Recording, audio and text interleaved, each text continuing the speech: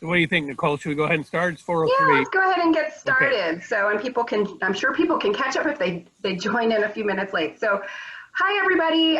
Thank you for joining us. This is the first year pre-law information session. I am Nicole Gore. I am an assistant dean in the College of Arts and Sciences and one of the pre-law advisors. And I am here with. And I'm Mark Smith. My title is Associate Vice Chancellor and Dean for Career Services. So my main job is working in the Career Center, but I also teach a first year class. Some of you are in. And I used to be Dean of Students over at WashU's Law School. Let's see, am I gonna be able, I'm trying to advance my, oh, here we go. Okay, so we just wanted to talk a little bit about what it means to be pre-law at WashU. So there's nothing official that you have to do to be a pre-law student here. It's not a major or a minor here. It's not a certificate or a program. You know, you can be a pre-law student anytime.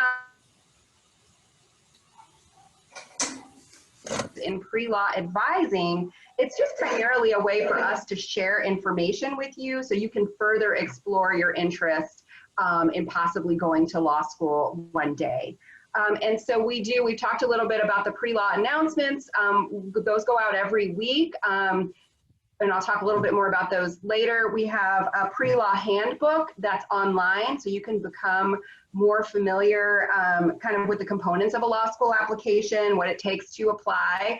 We've got application data, so that's not really for you right now, but we do keep data about where WashU students, how they do with certain GPAs and certain LSAT scores. So that's something we would be happy to share with you a little further down the road. And then Dean Smith, do you want to talk about the events? Yeah, and just that application data, it's kind of like that. Some of you may have had Naviance, I think, in high school, kind of like that for law school. In terms of events, we have a law school fair, and actually we've set a date for it, and I can't remember when it is, but I'll look it up. And I think we have it on another slide. I think it's coming up. Yeah, and it's this year it's going to be virtual. Usually we do it live over at the law school in their courtyard. And then individual law schools will in other years come on campus and maybe do a little presentation. This year we'll probably have them virtually, and so we'll include those in the weekly emails, and then you'll just register for them like you may have done for this through CareerLink, the career site, but it's pretty low key. Yeah, and so really right now group advising like this is really the most appropriate thing for you right now. There's no real need for you to set up individual pre-law advising appointments right now. And so I'd say take a look, listen to this presentation, take a look at the handbook, and then if you still have questions, please reach out to us and let us know. Yeah. And then, Dean Smith, do you want to talk a little bit more? I know you were talking a little bit more about these resources. So these guest speakers, we've had Supreme Court justices on campus, different lawyers, different law professors. The law school has already had a couple of programs. They did a Supreme Court preview, and they did a program on voting rights on Monday. They said in the meeting that they're having another session coming up. I forgot what it is. But these are all open to you as undergrads. I'd encourage you to take advantage of them. Oftentimes they're really interesting, and they're talking about kind of the cool cutting edges areas of the law. In terms of the Career Center, being pre-law, you're going to find during our little presentation today, it's not like being pre-med. Pre-meds, they have to jump through all these hoops. There's all these things they have to do. Pre-law, all you got to do is tell people you're pre-law. My colleague used to say, it's a state of mind. That's all it is. And the law schools really don't care that much about what you've done during the summer. They don't want you doing nothing. But, if you want to work at a not-for-profit, if you want to work at a business, if you just want to work for money, that's okay. And so the other thing is, in terms of getting a legal internship, it's tough to do that as an undergrad because you're competing with law students who know how to do legal research, and you won't learn that till your first year of law school. So you know, we can help you and talk about it, but it's not something you need to do. And it would probably be a volunteer position, and it might be part-time. So some places where undergraduate students have worked in legal internships are like the ACLU, Legal Services Corporation. Legal Services provides legal services to indigent people. So if I'm a poor person and I get arrested, I have a right to a lawyer because of the Constitution, and I get a public defender, a government employee. But if I'm a poor person and I can't get my Social Security benefits, I don't have a right to a lawyer, and that's where legal services comes in. And so they'll oftentimes take undergrads to do intake, sometimes public defenders' offices. So, you know, we can talk more about that down the line if you're interested. You want to go to the next slide, Nicole? Sure.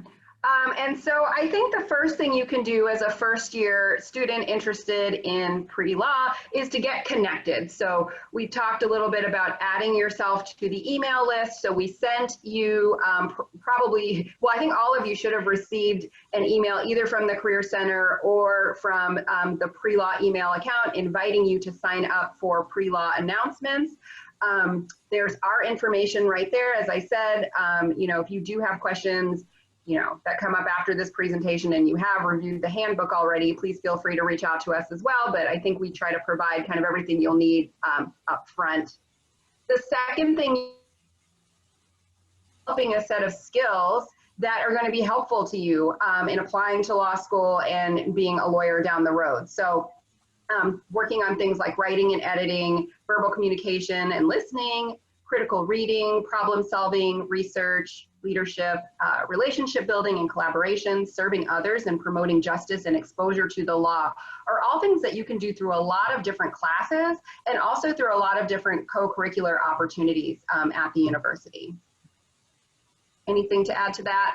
No, I would just say, you know, think about what, you know, the things that lawyers do, a lot of communication, writing and reading, but also think of the clients lawyers have.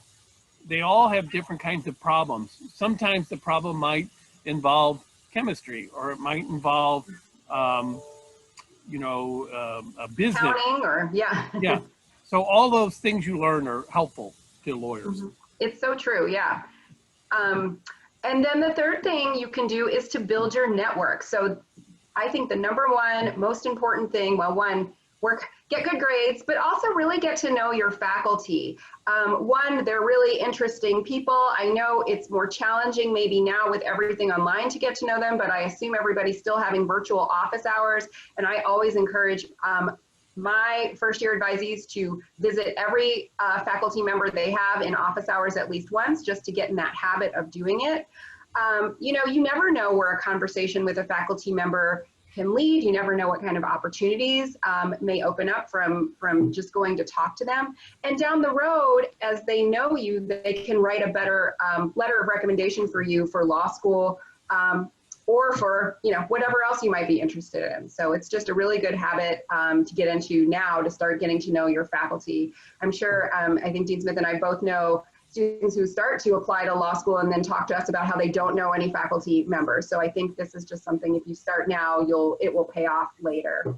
And then, Dean Smith, do you want to talk a little bit about maybe how you're talking to lawyers? Yeah, and let me just back up on the faculty. Yeah. You know, another thing, I know a lot of students want to do research with faculty members. And so I just did a program for parents last week. And I told you, the parents, you know, one of the mistakes I see law students make, or college students making, is they want to do research. So they'll just send an email out to faculty saying, hey, I'm a first year student and interested in doing research. Do you have anything that I can help you with? That's not going to work. But, you know, finding a faculty member who's doing research that interests you, and then writing to them, expressing interest in it and maybe why you're interested, and asking if you talk about their research and the work they do, and then saying, are there ways that I could, as a first year student, maybe get involved? That's the start of that creating relationship. The talking to lawyers, I think, is critically important, because, you know, the real question is not, do you want to go to law school? The question is, do you want to be a lawyer? Because that's what most people coming out of law school do. Now, you know, Nicole and I are both lawyers. We don't practice anymore, but we did practice, and 90% of people coming out of law school, they're going to work at a law firm or the government, but as a lawyer. So what I would encourage you to do is try and talk to lawyers now and say, hey, I'm a first year student in college. I'm thinking about law school. I notice you're a lawyer. Would you have time to talk to me? And, here's what I want to know. Like, what do you do all day? Do you go to court? Are you just sitting in an office writing? Are you on the phone? What do you like about your job? What don't you like about your job? Where do you see the legal profession going? I'm a first generation college student. My parents, my dad didn't get out of high school, so I didn't know any lawyers at all. But like you, I went to a top college, and you can find WashU alums who are practicing law through LinkedIn. We could help you with that. We could help you in the Career Center find them. And lawyers love to talk about themselves. And so this is a really good use of your time. And these are the kind of the connections that maybe you connect with somebody you really like, and it could turn into something maybe over the summer, or somebody who could help you while you're in law school or afterwards. I'm going to do a program on networking called Career Early Action, and I'll talk about how to do that in detail. And so you might want to join me for that. I think that'll be closer to, it's after Halloween. And I think that's really the best time, right? When you're just approaching someone and you're not asking, you're not asking for anything, you're just kind of getting to know them. That doesn't make them feel anxious, like, oh my gosh, this person only wants a job. You're just looking to get information. But then if they do have something down the line, again, building the network, you never know where the opportunities could come from. And what I always say, I have kids that are your guys' age. I have kids who are out of college. I have 4 kids, including one who's in 8th grade. I've got my kids who are in and out of college. When I talk to them, they kind of roll their eyes. They're looking at their phone. It's like they're not listening to me. I'm sure you do the same thing to your parents. And when one of you, who's not my kid, comes to me saying, hey, Mr. Smith, you're a lawyer. I'd like to talk to you about being a lawyer, and you pay attention. And I love that. And I think, see, my kids, they don't know what's going on. I'm still down with the kids, or whatever you guys say. And it makes me feel good. And other old people like me are the same way. Plus, I remember what it's like being in college, trying to figure it out, where I'm going, and not knowing about it. Particularly as a first generation student, I felt that way. So I think people like helping you. I mean, there's something in it for them. That's what I'm trying to say. Yeah. And so I think our general advice to you at this point in your college experience, here we are, we're in the 2nd week of classes, relax and explore. As far as, for pre-law is concerned, there's not a lot you have to worry about right now. You should be exploring what your academic interests are. You can take a wide variety of classes. You can major in anything. What you want to do is start to build a strong academic record. That's really one of the things that law schools will really care about. I put this little screenshot below. We do have a legal studies minor. That's not something that you have to do, or you don't have to minor in legal studies to apply to law school. They just have a lot of interesting classes that might be, you might enjoy. Classes from a lot of different academic departments. It's an interdisciplinary minor, so I just pointed out as something that you might enjoy, but not something that you have to minor in at all. And I would just add, this major in anything, a lot of you are probably thinking about like political science. And I think we see a lot of pre-law students who do that. And partly it's because maybe the same thing that interests you in the law interests you in political science. But I think there are some students who do it because they think that's what they need for law school. And you do not need that. And I supervised a law school admissions office for about 15 years a while ago. And I mean, I love seeing like a music major or an engineer or a chemistry major or an English major. I mean, they added variety, and they and also, you're going to do better in courses that really interest you. So somebody asked a question, Nicole, I don't know if you saw it, about how important are extracurriculars. I can't see the chat, so yes. Okay. Please read the question. So somebody said, so extracurriculars, I mean, unfortunately, it's LSAT GPA. That is very important. And if the choice is being student union president or having 0.3 of a point higher GPA, I'd probably take the higher GPA. But having said that, they do like to see you being involved. They like bringing in more interesting people.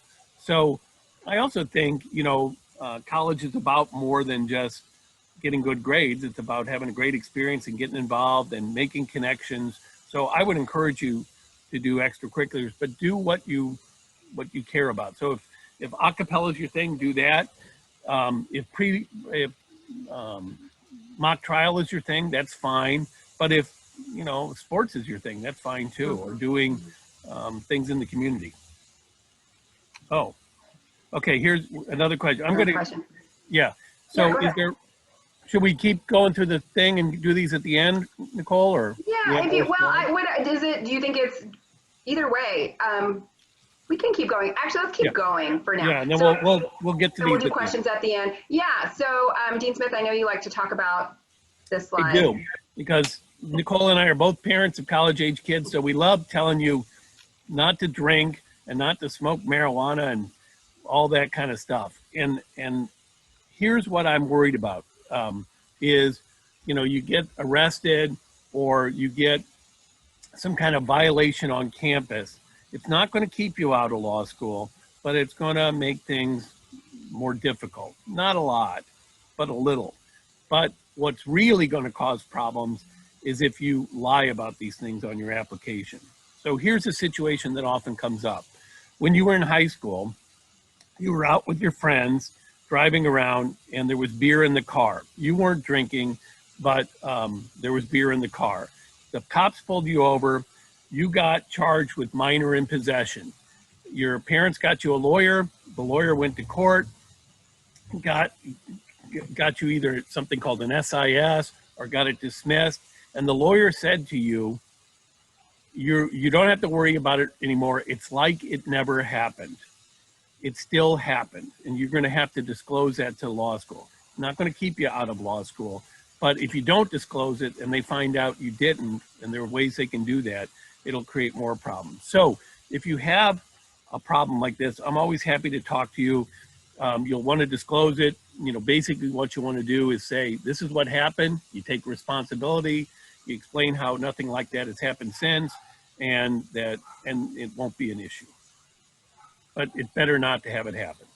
Yeah, better not to have it happen. I mean, I would say too, with academic integrity, I know students often find themselves getting in a position of, committing a violation because they feel stressed or they feel rushed or and those are just, I would say it's always better to communicate with your faculty and, ask for help than rush and do something that's, you'll have to answer later. So, and then as we talked about before, so here are just some campus organizations that a lot of pre-law students are involved in, and you don't have to be involved, as Dean Smith said, in one of these, but these are just a lot of organizations that appeal to pre-law students.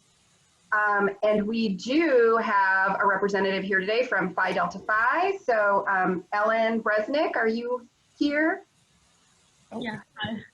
Hi, Ellen. Can you tell us a little bit about yourself and about Phi Delta Phi? Yeah, absolutely. So hi, everyone. My name is Ellen Bresnick. I'm a senior, and I'm double majoring in African and African American studies and political science. I am not planning on going straight to law school, but I do want to go to law school after I work for a few years. So yeah, I'm president of Phi Delta Phi on campus, which is WashU's legal honorary. It's actually an international legal honorary. It's the largest one in the world. And it was founded in 1869, originally at the University of Michigan Law School. And more recently, in 2012, is when there started the first undergraduate chapters of we call PDP.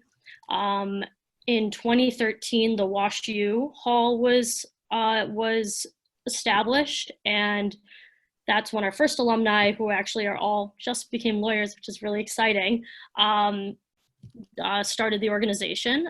We have about 60 members, and we do recruitment.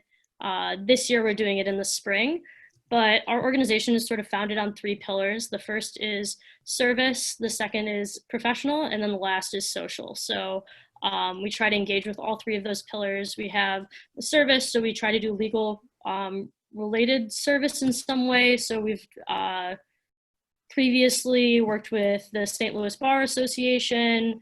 We've gone to the St. Louis Juvenile Detention Center to do debate skills and public speaking lessons. From a professional standpoint, we try to do events that just provide more insight into law school, whether that's having our alumni who are at, we currently have alumni at the top 9 out of 10 law schools. And so they come back and they talk to us, which is really nice. We do professor panels from the law school at WashU. We try to get students from WashU Law School to come talk about their experiences. What else do we do? We have connections with test masters and Princeton Review. So they'll come in and do practice LSATs with us, or they will Skype us and talk to us about how to best prepare for that. Our members also get discounts on those. And then, all of that's really great, but that's not the reason why I love PDP. It's because we have our members span every single school and discipline at WashU. So we have people in comp sci, we have people in business, we have people in chemistry, we have poli-sci, we have econ, we have really everything across the board. And then we also have members who are not totally sure about law school, but have a legal interest, whether or not that's legal research, or they're just really passionate about a specific topic that they see themselves engaging with post-graduation. So you don't have to be dead set on law school to join PDP at all. We just try to create the resources or provide the resources to just make people more aware of what the law school application process and what law school is like. And then, yeah, our alumni, I think, are one of the best ways we can do that. They share all their internship experiences with us. They come back all the time and talk to us. But yeah, it's a really great organization. Again, we're doing recruitment in the spring. And it's just really nice to have a centralized group of people on campus who you can go to if you have any questions about law school or just in general. Because I think people who are pre-law often like to think critically about issues, and being surrounded by people who are similar to you is really great. So yeah, I'm happy to answer obviously any other questions you have. You can email me personally, or you can just email phi-delta-phi-washu@gmail.com. I can put those in the chat as well. But yeah, happy to answer any questions you might have about that. Yeah, if you could put both of those in the chat, that would be great, because somebody wanted to know about information about recruitment for Phi Delta Phi, and I think if you send it to us, then we can put it in the weekly Yes. pre-law list. Yeah, please let us know when that's coming up, and we can certainly help promote that. And then I just wanted thank you so much, Ellen, for all that great information. And just something Ellen said brought something up for me too, is that Ellen's maybe not interested in applying to law school this year, and she's going to do it sometime in the future. You have pre-law advising at WashU even after you graduate. So even if you're not sure you want to go to law school straight through from undergrad, you always have pre-law advising. Dean Smith and I work with a lot of alumni, so that's just something else I wanted to mention. And I would, in fact, we're getting kind of ahead of ourselves, but I would, in fact, encourage you to take time off before law school. It makes you a stronger candidate. Think about yourself when you graduated from high school versus, what you, maybe you last year at this time versus you right now. You right now has done more things, and it'll be the same way. Plus, there are great things you can do. So one thing that 2 of my children did were Fulbrights, where they went and taught English. My one son did it in the Czech Republic, excuse me, and the other one's going to do it in Bulgaria. And you get paid, you don't work that hard, you get long weekends so you can travel around and hang out with the other Fulbrights. You'll never get an experience like that again in your life. Or working for a couple of years in industry, doing something, for the public good that you've always wanted to do. It's a good use of your time. And I think we have one other student with us. Is Maris here? Yeah, sorry, I had major technical difficulties for the That's okay. Hi, Maris. Do you want to tell everybody about yourself and I know you've been involved in student union, and talk to us about some of the other things you've been involved in. Yeah, perfect. Hi, guys. My name is Maris. I'm a senior majoring in political science. And for me, ever since freshman year, I've been very involved in campus. One of my highlights was, as Dean Gore said, was being a part of student union. I was a general member that was elected his freshman year of both fall and spring. And after that, I climbed the ranks, was the socioeconomic task force chair. I worked a lot with campus administrators, different students across freshman, sophomore, junior, and senior year. And with that organization, you definitely learned about leadership, but also met different people across different backgrounds in life, different majors of studies. And as Ellen and I'm sure Dr. Smith and Dean Gore also said, is the fact that with the pre-law advising and the pre-law group, you learn so many people like that as well. I'm definitely glad to meet you all, and welcome to WashU. Great, thanks, Maris. And maybe if you can, maybe include your contact information in the chat as well. Yes, most definitely. That would be great. So that's kind of where I think we have time for some questions now. There's some questions in the chat. So is there a WashU prep for LSAT similar like in high school? So I don't know, I don't think we still have, I know Cornerstone used to do one, but LSAC, they're the people that administer the LSAT. They have they've partnered with Khan Academy, and they have a free online program that I've talked to lots of students who've used it to study for the LSAT. They tell me it's very effective. So I think it's a great program. And what you would do for the LSAT, the LSAT studies reading comprehension, analytical reasoning, and logic games. You guys tend to do very well at the reading. And the other stuff is where you can kind of improve. So this logic games in particular. And then you would kind of study, do that kind of preparation, and then just take lots of practice exams. So we can talk about that more. How does attendance at an international law school impact job placement in the U.S.? So to be a lawyer in the United States, you're licensed by the state. So I'm licensed by the state of Missouri. Dean Gore is. Are you licensed by any other states? Illinois as well. Oh, good. So you got 2 states. I only got 1. But typically, some states require that you graduate from an ABA accredited law school. Some other states will let you take the bar exam if you haven't. But so I would be, going to a law school outside the United States is a little trickier. Also, in many countries, law is an undergrad curriculum. So if you were thinking about doing that, I would want to know why, and we could talk more about that. Let's see what our next question is, Nicole.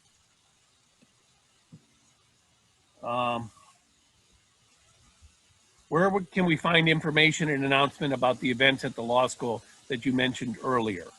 So Nicole, you want to just talk about the listserv?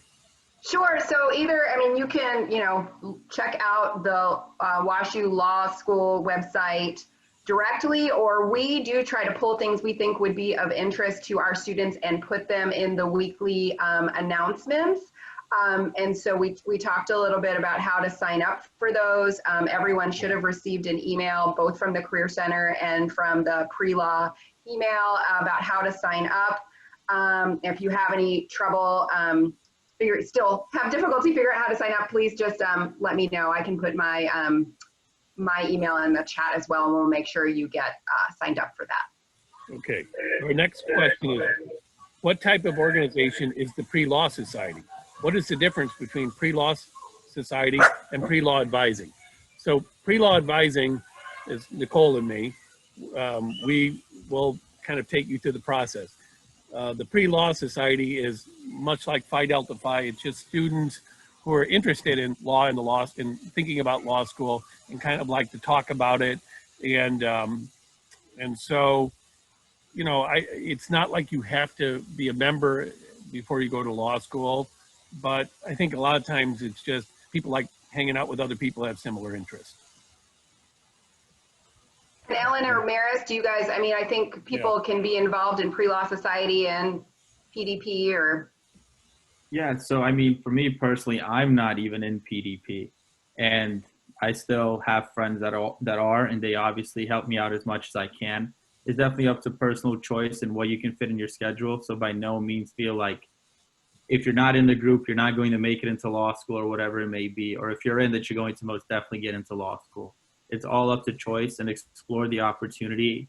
I didn't learn about PDP coming in freshman fall, so that's just something you learn to go through, and I would say give it a try if it fits you. And And so, oh yeah, go ahead, Ellen. I just say in PDP, people's time commitments are definitely really varying. So like as the application process becomes more rigorous and more timely, then a lot of people are interacting with alumni a lot more, or they're coming to a lot more meetings, or they're going to a lot more events that they think are really pertinent to them at the time. And you know, if you're, I joined my freshman spring, I believe. And I didn't go to as many of the professional events. It was more just trying to meet people.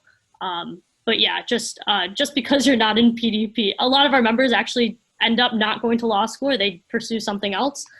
So just because you're not in PDP does not mean anything. So just a great group of people. You're all pre-law students now.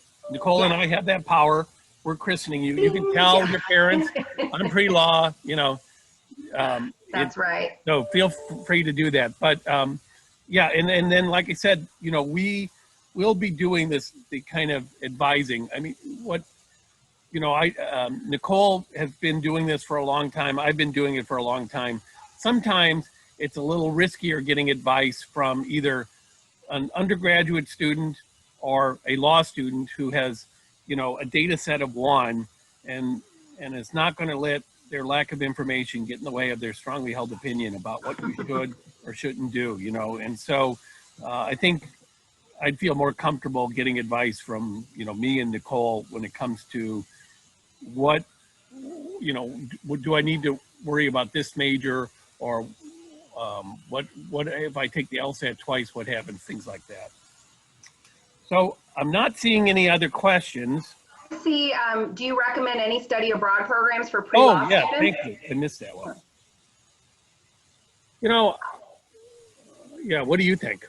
I mean, I think it's any that you would be interested in that would, you know, fall in line with your academic areas of interest. That's kind of how we do our study abroad here, is that you would go on a program that's, you know, where you could take classes in a major or a minor for the most part, or work on, you know, language skills. So any, I think study abroad is a wonderful opportunity.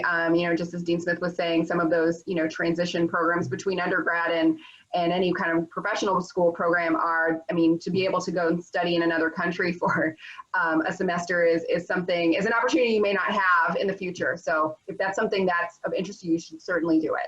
Yeah, I would love to go spend 6 months living in Europe, but my wife's not going to let me do that. So do it now while you can. How do you sign up for the PreLaw Society?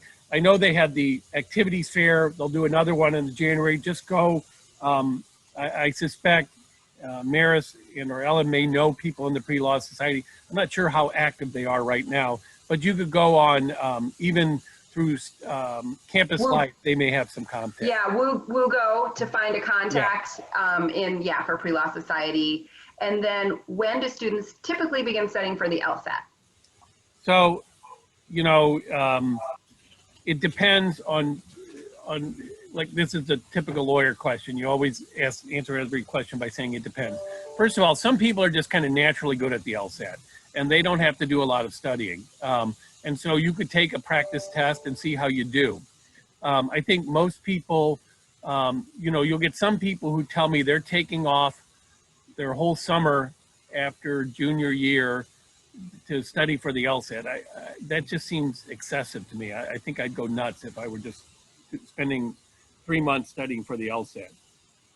What I would recommend is look at one of the tests, maybe look at that Khan Academy course we talked about, and I think you just want to give yourself enough time to go through the material, and then maybe a month before, where you're taking practice tests maybe once every couple of days, 2 or 3 days, to kind of get in your zone.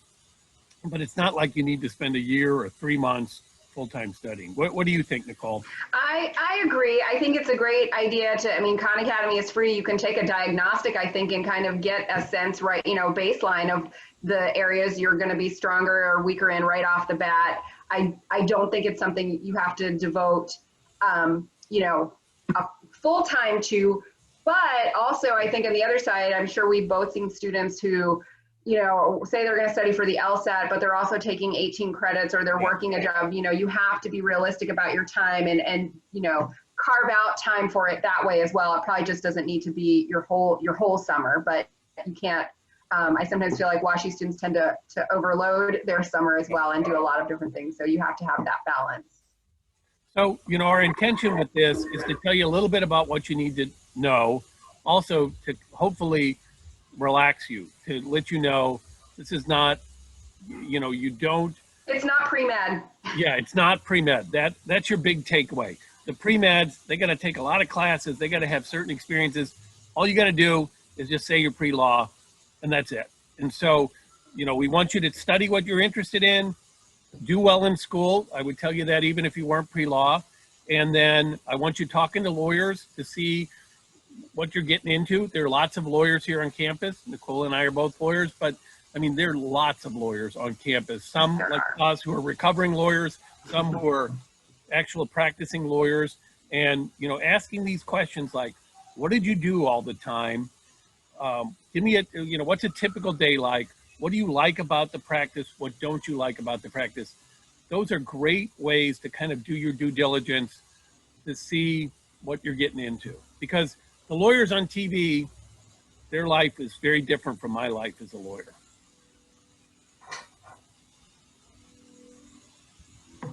Agreed. So if there aren't any other questions, Yeah. I just thank everyone for coming. Thanks to our students. Yeah, thanks to our student speakers, Maris and Ellen, for coming. Really appreciate it. And yeah, we hope to see you guys at some of these events we're going to have virtually. Yeah. All right. Thank you. See you all later. Thanks. Thank Bye-bye. you. Thank you.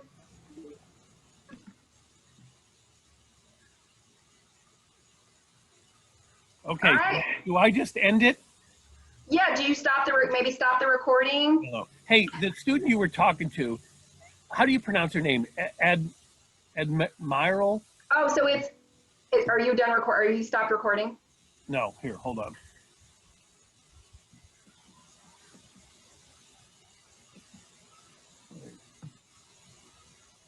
I got to figure out. She's in my class. Yeah, she's my advisee. That's how I do know. Good.